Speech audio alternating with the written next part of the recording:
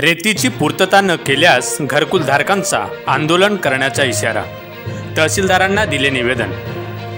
सडक-अर्जुनी तालुक्यात ग्रामीण भागात सध्या जिकडे तिकडे घरकुलांचे बांधकाम सुरू आहे, मात्र रेतीची पूर्तता होत नसल्याने अनेक लाभार्थ्यांचे काम अर्धवट थांबले आहे। घरकुलांसाठी रेती मिळत नसल्याने घरकुलधारक संतापले आहेत।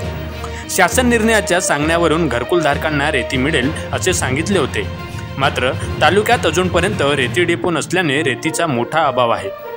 अवैध रेती वाहतूक करणारे जास्त दराने रेती विक्री करतात आणि ते गरीब घरकुलधारकांना न परवडण्यासारखे आहे।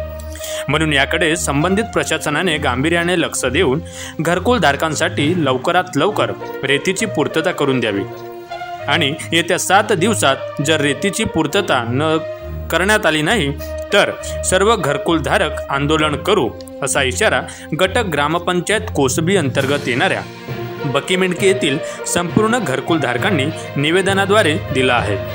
असे निवेदन तहसीलदारांमार्फत जिल्हाधिकारी गोंदिया यांना देण्यात आले। सोबतच प्रतिलिपी म्हणून उपविभागीय अधिकारी, वनविभाग अधिकारी, पोलीस निरीक्षक डुगीपार यांना देण्यात आले। संबंधित समस्येसाठी घरकुलधारकांसोबत सचिन फुंडे यांनी पाठपुरावा केला आहे। माझा गाव माझी बातमी, सडक-अर्जुनी, गोंदिया।